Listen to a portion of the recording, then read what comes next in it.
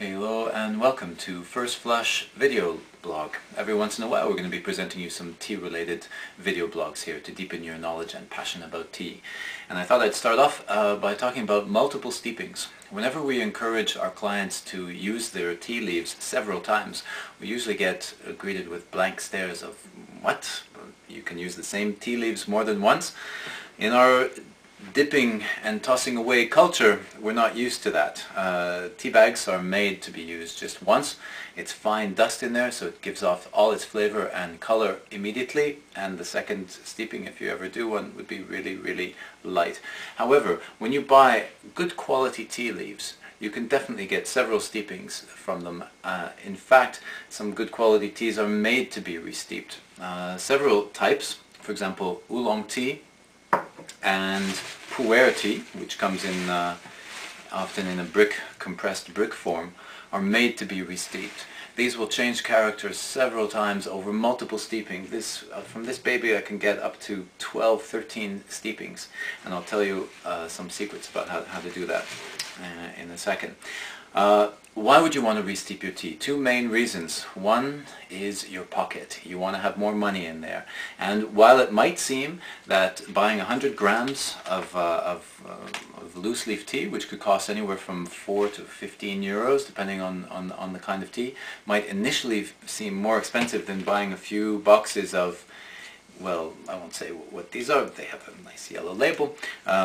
Which seem cheaper at first. If you calculate, first of all, the per kilogram cost, and also how many liters of tea you actually get from that same amount of tea leaf, you're way ahead buying the better tea. You all know that it's much more expensive to buy cheaply. Same thing happens in tea. So what I did here, I did a little experiment. I re-steeped. This is English breakfast, and this is also a kind of English breakfast. I re-steeped the tea leaves 3 times, and this I re-steeped twice. And as you can see, the color difference is quite amazing in the tea bag. It gives off everything that it has in the first one, and the second one is already pretty watery, whereas in these ones it's almost hard to tell which was the first steeping, and in fact it was actually this one, the lighter colored one, and all 3 cups are equally fragrant. The second reason why you'd want to re-steep your tea is to get the different characteristics, to taste the different characteristics of these tea leaves that are only released through different steepings. It's almost like meeting somebody at different times in their lives. In youth, adolescence, young adulthood, old age, they reveal different aspects of themselves. And so too with tea, with good loose leaf tea anyways. You'll get some sweetness coming out that wasn't there before, another kind of maturity, a kind of wateriness, some bitterness. It's very interesting to compare these steepings. But what do you need to make a good steeping? First of all, not every tea can be re-steeped. I am talking about tea that comes from the tea plant. So herbal teas, rooibos teas, they're better to just steep once and that's it. If you're talking about the tea plant, pretty much any tea can be re-steeped at least 2 to 3 times, others up to 5 to 10 times. But you're not going to get very good multiple steepings if you do it the kind of European way, which is like 1 teaspoon for a large amount of water. In that, if you do a long steeping time in a lot of water using a little tea, basically the first cup will be the better one. Better way in general to brew your tea is to do it a more Asian way. As opposed to a little tea, a lot of water in a big pot, you can use a decent amount of tea with less water in a smaller pot.